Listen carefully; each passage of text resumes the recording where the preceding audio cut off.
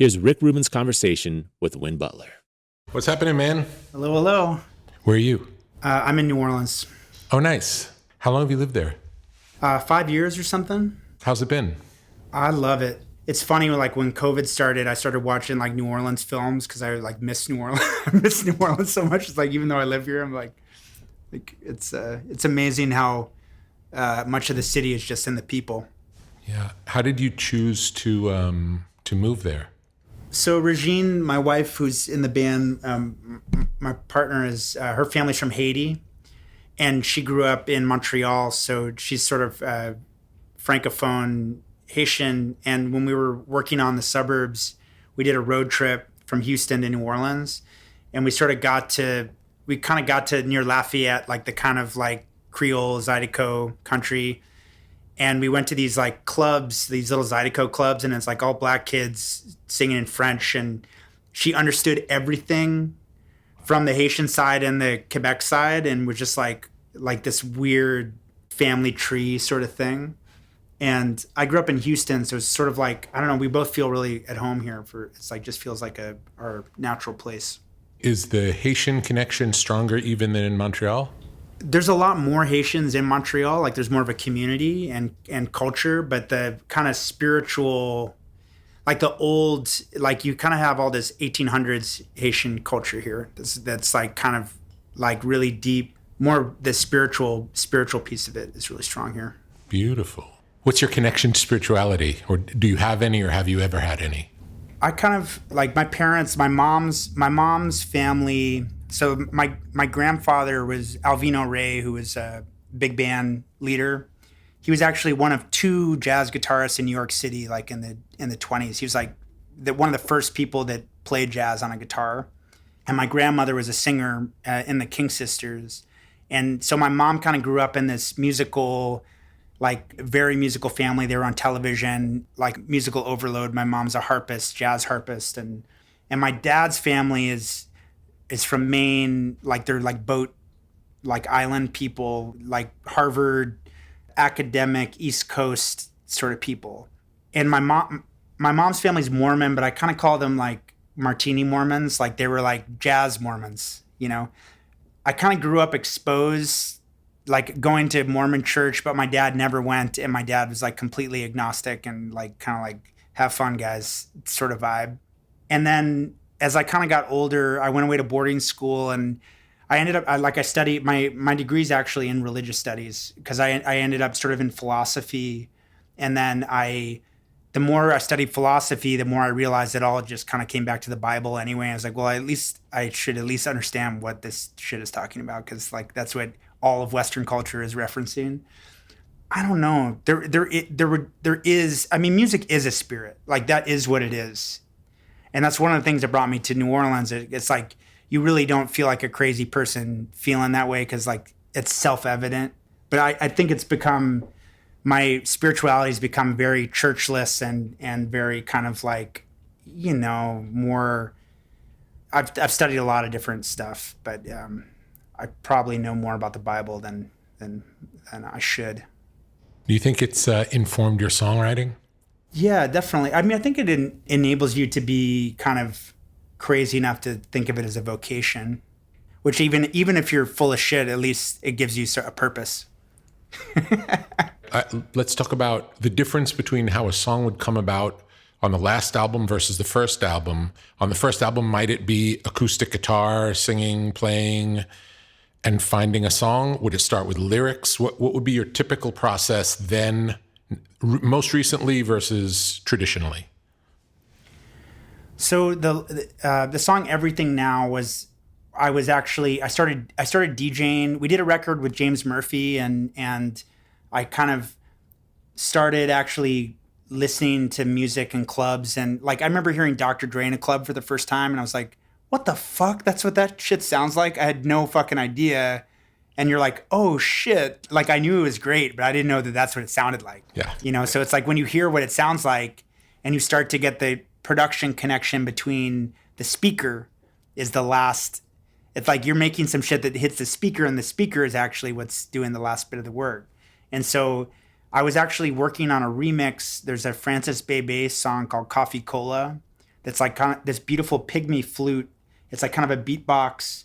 It's this French African singer.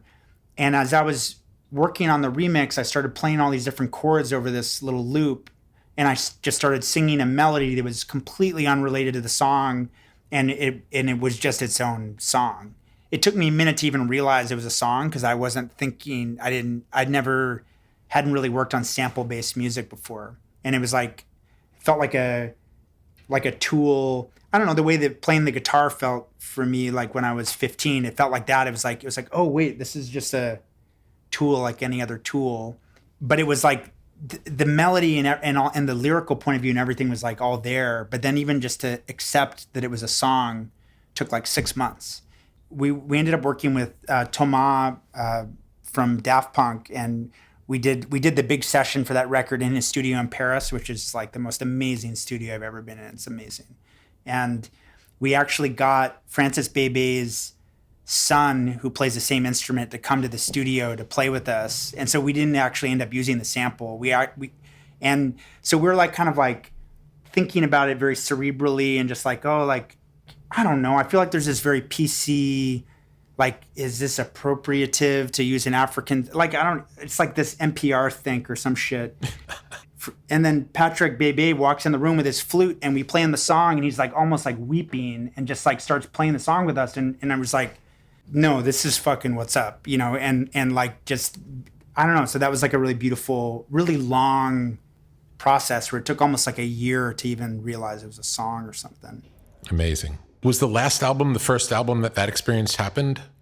Totally. I mean, that was the first time I would have ever been, I mean, since I was much younger, where I would have even really been, I don't know, even the idea of remixing something or like kind of changing the context of something as a thing that I would have spent time on, I wouldn't have been practicing that. I feel like I'm just constantly trying to feel like an amateur. It's like you just like, I don't know what it's like. The first time I heard Nirvana, my takeaway was like, I don't need to play a guitar solo. Like my lesson was like, fuck a guitar solo. Not that guitar solos aren't great, but I'm just like, it was more just like wanting to feel like I never really learned to play the guitar. I've never really gotten any better at any instrument. Like I've almost like studiously maintained my amateurness so I can like pick something up being like, how does this work? And so that becomes sort of part of the process. And everyone in my band is smarter than me and better at every instrument. Like I wanted to be in a band where I was the weak link musically or something. I don't know. Like the people that when I met Regine, I was like, oh, you're smarter than me about everything. So like you just want to surround yourself with people that are smarter than you. Did you guys start in a relationship or did you start in the band and come together? What was the timing of it? It was the same. I went to Sarah Lawrence College, which is like super like post art school, like outside of New York City. It was like 70-30 female to male. Jordan Peele was actually in my class. And I got there and I was just like, I just spent all my time making 4-track recordings and like not going to class. And I was just like, this is stupid. So I basically dropped out and started a band with my high school friend and then sort of ended up moving to Montreal. I actually never even thought about Canada. I wasn't like, I'm going to move to Canada one day or like, it wasn't really, I didn't know shit about Montreal. I didn't even really know that it was French really like I knew, but I didn't like know. No, because you're American. So of course, how would you know? We don't learn that. I grew up in Texas. I took Texas history. Like I can tell you about the fucking Battle of San Jacinto, but like I don't know anything about European history. Like, you know, so yeah. So I was just like this idiot American and like moving to Canada in the winter, just like, fuck, it's fucking cold here. Like what's going on? And I would go to the McGill, to the music school and just hang out outside the drummer rooms trying to find a drummer, just listen to people practice drums for like hours. And I was in the cafeteria and Regine was actually studying jazz at McGill. She's like, who the fuck is this 6'5" guy in a cowboy hat? Like he definitely doesn't go to school here. And I saw her and I went up to her and I was describing to her like the kind of music I wanted to make, and I think she was suspicious of like, you know, she was like, oh, I mean, I said all things that she would have been in. I probably said like it would have been like Neil Young, the Pixies, classical music, fucking, you know, Radiohead. Like it would have been like a weird hodgepodge of whatever I was into. She was like, well, I might know someone who plays drums. She gave me her number, and she never called me back or anything. And then I happened to be at an art opening at the art school, and she was singing like she had like a jazz trio that she was singing for like a vernissage, like for a art opening. And I saw her singing. I was like, I went up to her afterwards. I was like, we have to play music together. Like, I'm going to call you again. And she came over to my apartment and I played her a bunch of songs, and she was like, oh shit, this guy is not full of shit. Like, you know, I don't even remember what I played her, but we ended up writing a couple songs like that night. And it was pretty much like, that was it. You know, we were kind of, I mean, it took a long time to put it all together, but from there it was just like, we were just sort of in it, you know, and now it's 2020. And you have a kid. We have a kid, and it's a global pandemic. And you moved back to the States. Good old Man, USA. if you told me I would move back to the South, I was like, get me the fuck out of here. I'm going as far as I can. Like, I'm going to fucking Montreal, like fuck Texas. But So now, interesting. ironically, we're planning on going back to Texas to make the next record during the election. So that'll be fun. Who are the other big inspirations for you? Actually, I found recently a flyer that we put up in Montreal when we were looking for musicians. We were kind of looking for, we had the band, but we were looking for orchestral musicians. We were looking for like, I don't know, like a violinist or someone who played woodwinds, or we just wanted some other color in the band. And it was like, it was like this funny flyer that Regine and I made. And I'm trying to remember what was on there, but it was like the Pixies, Debussy, Neil Young, Motown, and Dylan. That was on the list. Like looking for orchestral musicians with like those influences, you know. And I'm like, it's pretty like, and New Order, that was the other band. And when I look at our shit, I'm like, pretty on point. Like that's sort of like it's actually a really big sandbox to play in with, like if you stretch the edges of those. And then the other piece is really like Caribbean music and Haitian music and that sort of pull of Regine's background. And then in there, it's like, it's almost too much. I'm just like, oh, too much real estate in here. What would be the electronic music that has come in since that gets added? I mean, I would say that, you know, for me, like Radiohead and Bjork is like, to me, like Bowie incarnate. Like, you know, talk about not giving a fuck and just being like sticking to your guns and shit. Like, I feel like Bjork slaughters, you know, she's so fucking tough and hardcore. I mean, I guess like Kid A and Homogenic and like those records would have been deep in there. I mean, I feel like Kraftwerk is probably the most, there is no modern music without Kraftwerk. That's like if you triangulate all EDM and hip hop and like Kraftwerk's the fucking, and who would think this weird German minimalist electronic group is like but they're at the crossroad of all of it, you know. If they got like a tenth of a penny on all that shit, they should, you know, there should be buildings in Berlin with the Kraftwerk logo on them. But And the fact that it's as funky as it is, considering how coldly programmed it is, it's really makes no remarkable. fucking sense. I still don't quite understand it. But I mean, it's like the funkiness is in the space, because it's like, I actually realized that with some of Neil's shit, like the swing, even he always has the same beat, but if it's more of a soul, it's actually a slowed down. It's like you're playing soul music, but really stoned. Like it's actually, there is actually like a kind of funky swing to the shit that he does. It's not just a straight thing. There's a little bit of a lilt to it. Like the thing in New Orleans, which is so amazing, is that there's all the second line music, which is like people, like normally today, if it wasn't COVID, I would hear there'd be a band in the street and people just go through the neighborhood and drink, and you follow the band around, and you either play kick drum, snare, or you play kick drum with with a hi-hat cymbal with a screwdriver. That's like one instrument, and then or you play the snare or you play.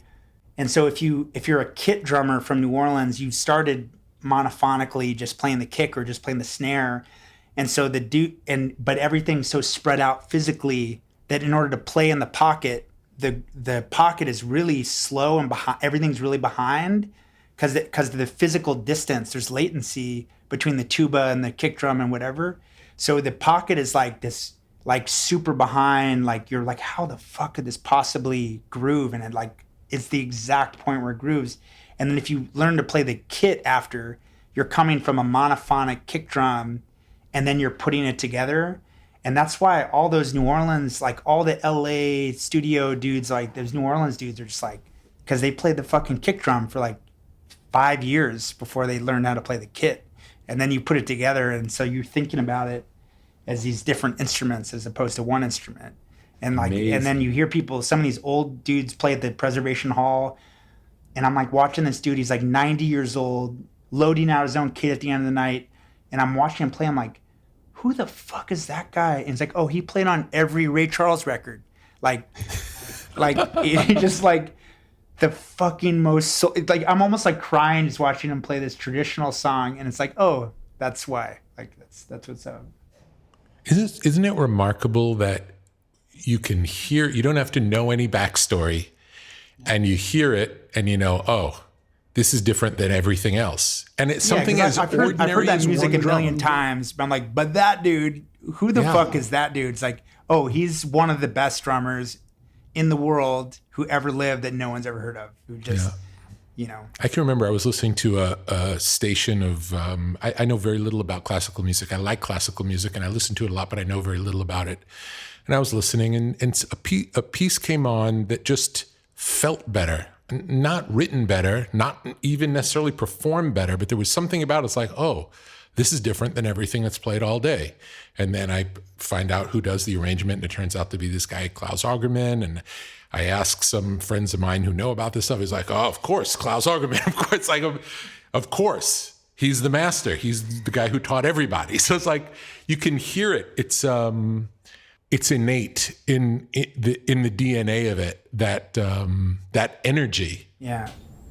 But most of us just feel it. So it's like you feel sad and you don't know why, or you just feel like it just gets it out of you.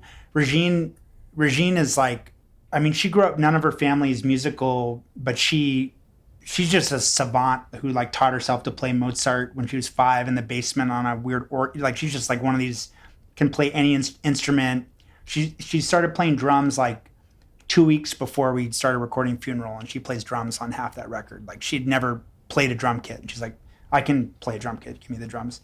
But she studied composition. She was at McGill, studied classical music. But she has this like kind of, she'll hear pieces and it's like the performance of the orchestra, and she's like, fuck, it's like nails on a chalkboard, because she knows like all the minutia of like the feeling. It's not just the notes on a page. It's like the conducting and how it's played, and like all that shit is like where the soul of it is.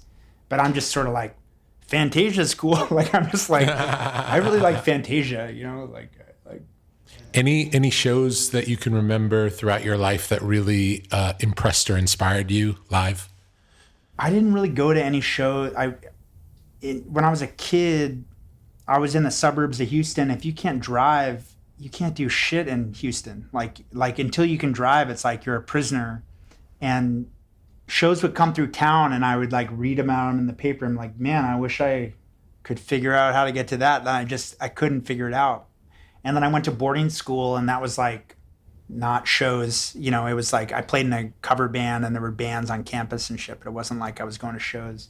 So for me, like when I moved to Montreal, that was really my first like real punk rock music scene. And there's a band in Montreal called Wolf Parade, and we played with them the first time they ever played. It was their first show. They just moved from Vancouver, and they were on the bill, and I was in the bathroom, and I was just like hearing it through the wall, and I was like, oh, what the fuck is that? And that was like the first band I heard there where I was like, we got to get our shit together. And so like there was a band called the Unicorns. There's a band called the Hidden Cameras. There's like a queer, like 15-piece queer kind of folk band and they would only play in porn theaters. And it was like kind of sounded like almost like Christian religious music, but like all about golden showers and like, man, I'll put that band up against 90% of the shit I've seen on planet Earth. Like you're assaulted by how mediocre your shit is. Like, cause they were just like, just like going so fucking hard. There was a lot of like people really doing it and being on the ground. I don't know. I feel like some of that's lost. I don't even know how you would ever do anything if you're not constantly ashamed at how whack your shit is. You feed off the energy of how good other people are. You got to. You gotta, like I've met so many of my heroes in my life, and I've never met Bob Dylan, but I was like, I would never want to meet Bob Dylan ever unless he was side stage of our show. And I'd be like, nice to meet you, Mr. Dylan. But like, I have no fucking interest in like just cold meeting Bob Dylan. Like, I don't want to be like, oh, I play in a band. Like I'm good. You know, like on Neon Bible on our second record, I was obsessed. Do you ever get to meet Bob Johnston before he passed? He was the producer who did all the Dylan shit, Johnny Cash, Live at Folsom, Willie Nelson, Leonard Cohen. To me, Bob Johnston, like if you look at his discography, that's like no one fucks with Bob Johnston. Like to me, I'm like, that's the holy grail. It's incredible.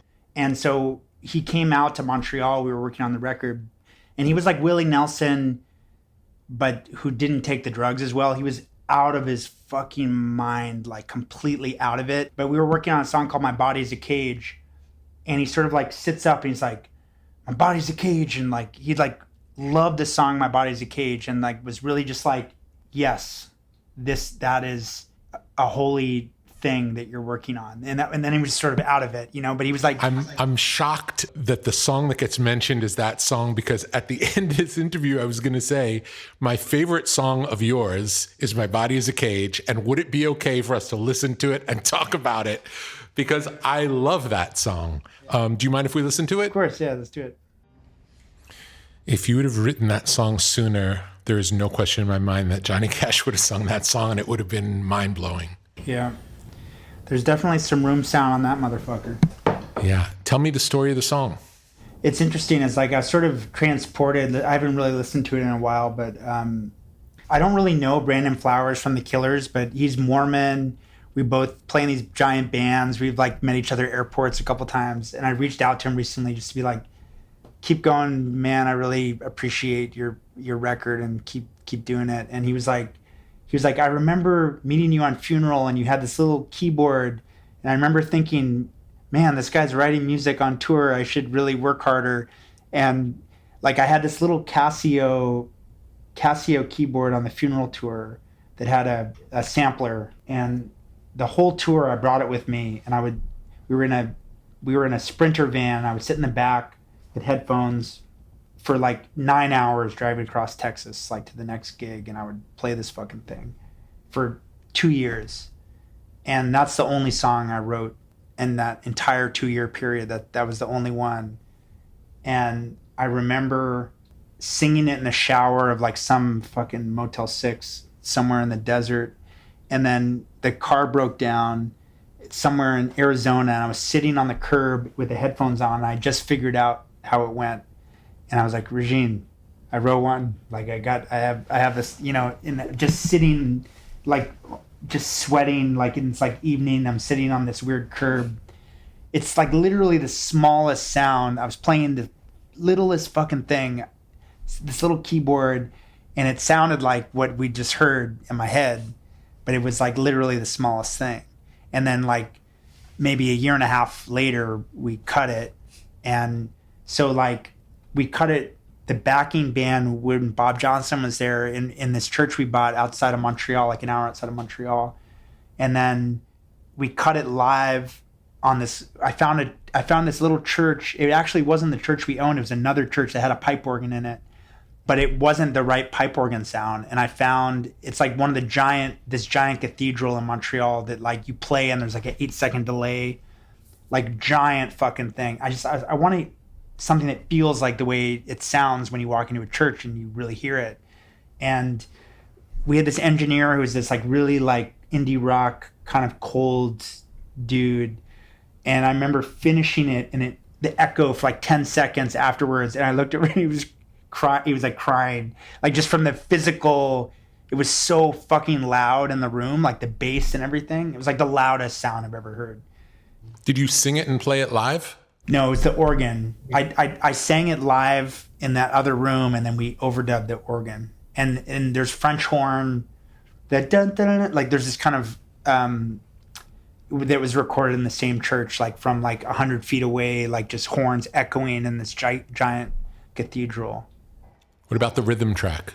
The rhythm track is, I think it's Regine playing the drums. Like the whole first half of the track is just organ and drums, and just Regine playing doom, doom, doom, doom, like kind of, like I remember that her reference point was Prince. Maybe I'm just like my mother. Doom, doom, doom, doom, doom, doom. Like there's that sort of rhythm underlying it. And then it just sort of opens up and everything's on 11. It's like, ah. I remember kind of taking some shit on that record for it being so bombastic. It's like so, like how pretentious to make something bombastic. And I was like, motherfucker, like this shit's not bombastic enough. Like it's fine.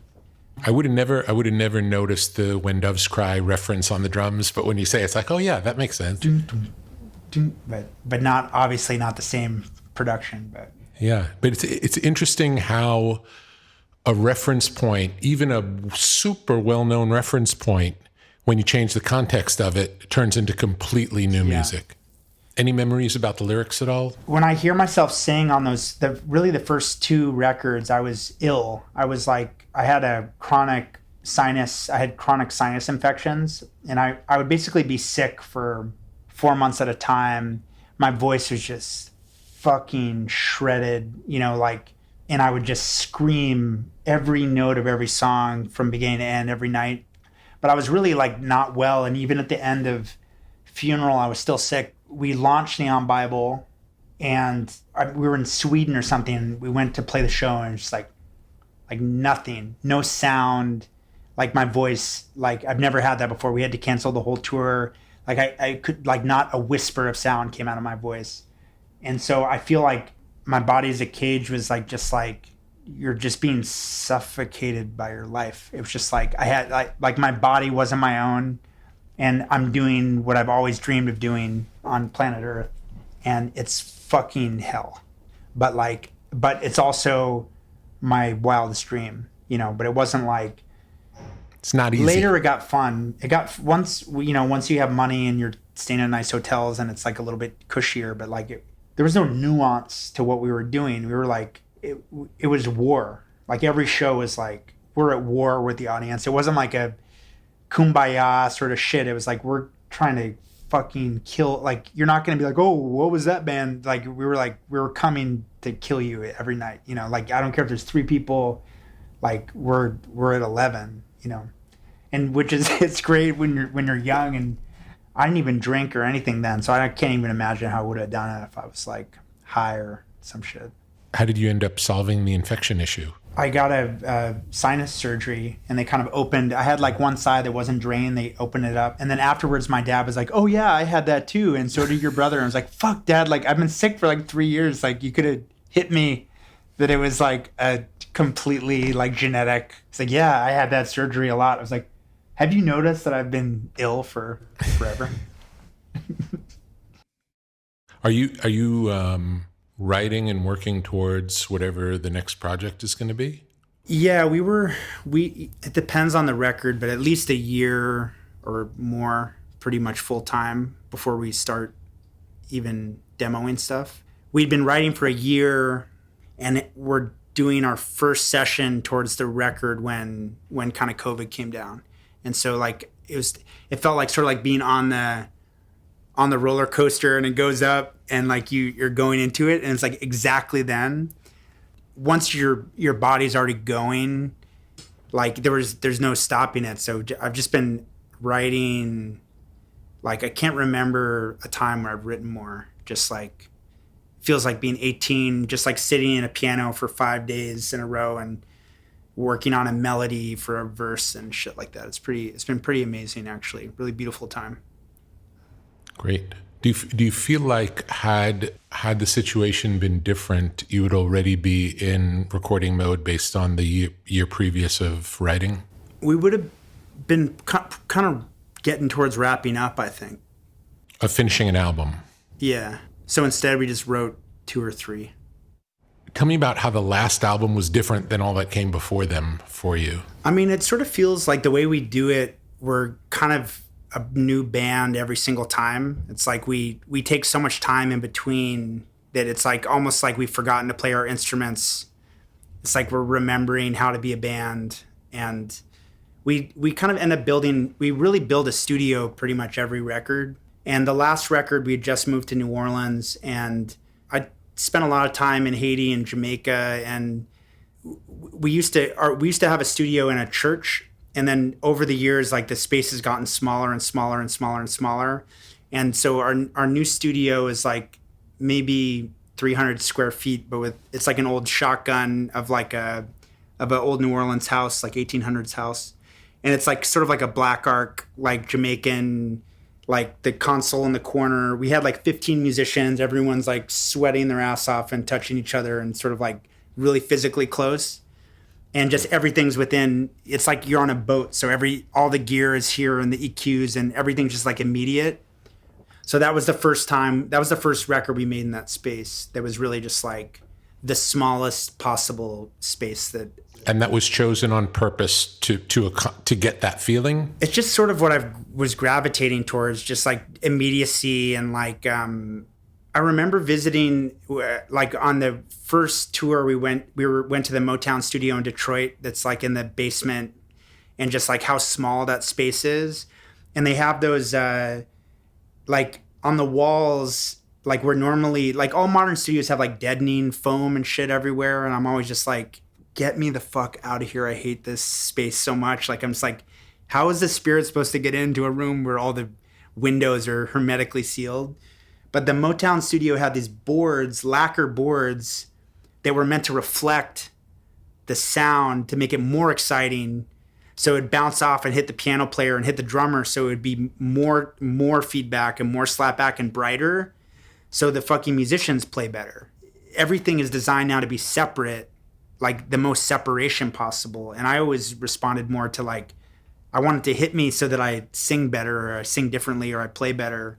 Might have something to do with the volume, because I think as bands have gotten louder and louder with, bigger amps and louder stuff, it's harder to control that sound in a space. Whereas in the Motown days, people played pretty quietly, even on James Brown records. If you listen, it's like delicate the touch. The drummer's barely playing.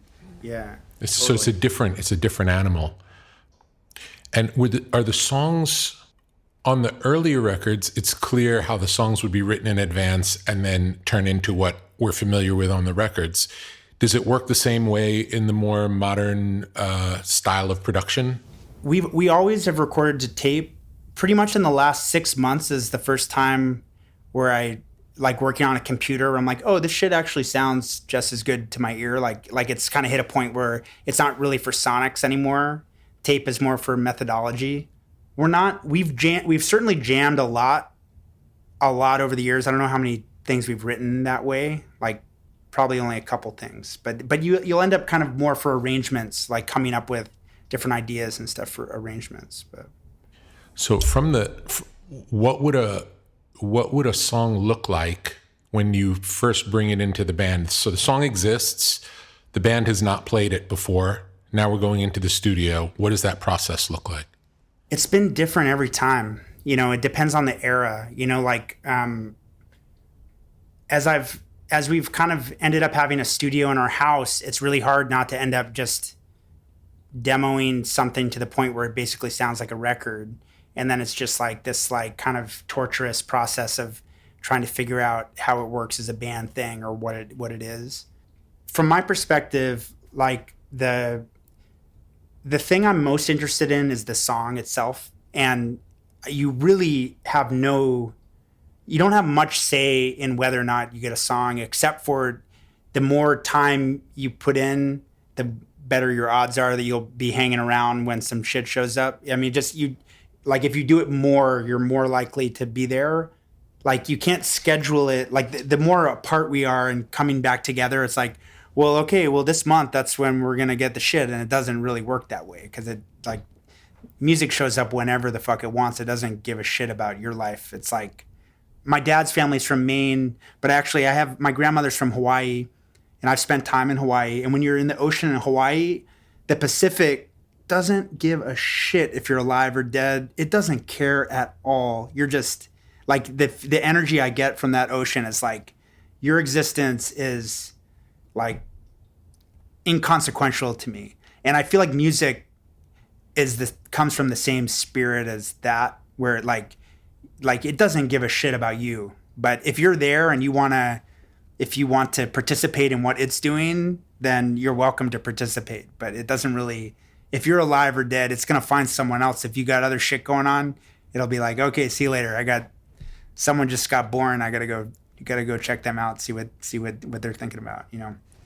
Amazing. Tell me about so now you're at a point where you might demo up music on the computer and then you figure out how to turn it into the band, or tell me what's the process? Shit, man, it just gets complicated because everyone's so spread out now. My brother lives in Brooklyn, who's in the band. A lot of band members are in Montreal, and then our drummer's in Australia, actually, which is like extremely inconvenient.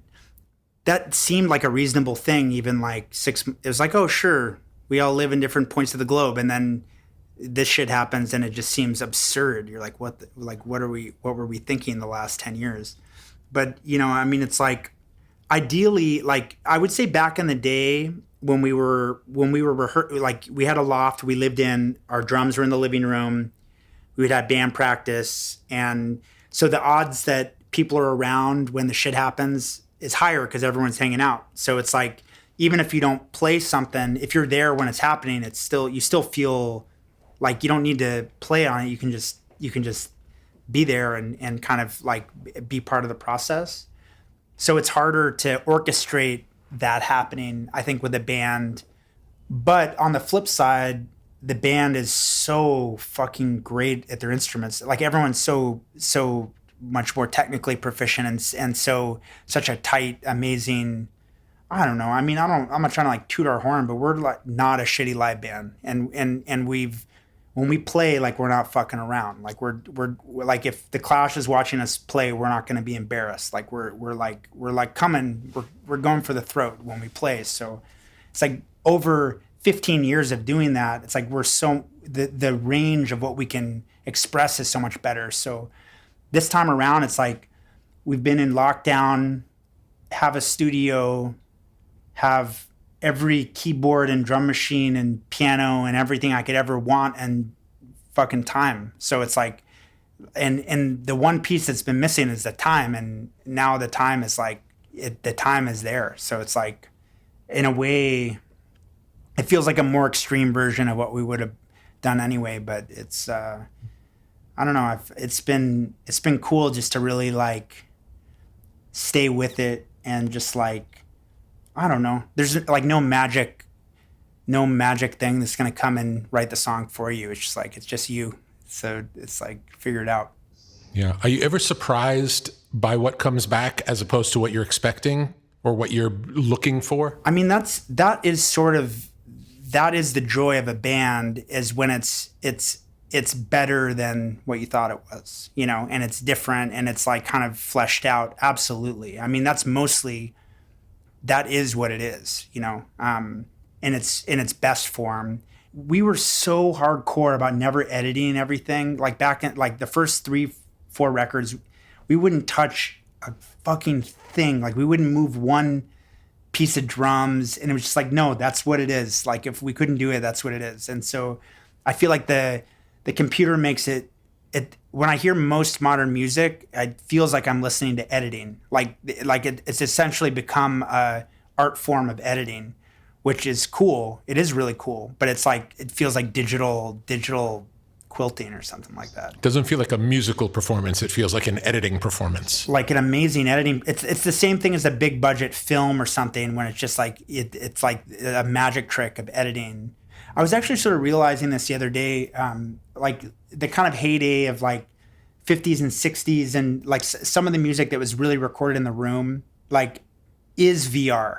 It's VR before VR. And if you can hear a room, if you close your eyes, you hear the piano player, you hear the drummer, you can hear the room. And so every time you hear that shit, you're in like Richie Valens playing, like that's why these mediocre recordings from the 50s of like La Bamba and shit, you hear it and you're like, motherfuck, because it's like, it's a photograph of a thing. So for me, that's still the shit that is the great song and the best arrangement and has that. To me, that's the shit that lives forever because it's like it actually is a room. I have a slightly different take on it, similar but different. My feeling is if you hear the room that they're in, it doesn't take into account the room you're in, the listener. Yeah. And I want the music to come out of the speakers as if the band was in the room that I'm in, and experience it as if they're here playing for me in my space. Because otherwise it's two rooms. It's their room plus my room, and it's confusing to me. No, so that's how I see it. I feel you. I mean, what you're describing is obviously if you hear fucking Dancing Queen, that's in the room you're in. Like that's in your room. It's not their room. Like, and that's just like, that's that just immaculate guru level shit as well. But there's still like, for me, like when I hear like Stand By Me or some shit like that, that's the fucking, or like Louis Armstrong or whatever. Like that's to me, that's incredible. Just like, what the fuck are you going to say about, like that shit will live for 1,000 years. Absolutely. I mean, now too, it's like we're mixing for this shit. We're mixing for iPhone and like club speakers and like, it's enough to make you insane.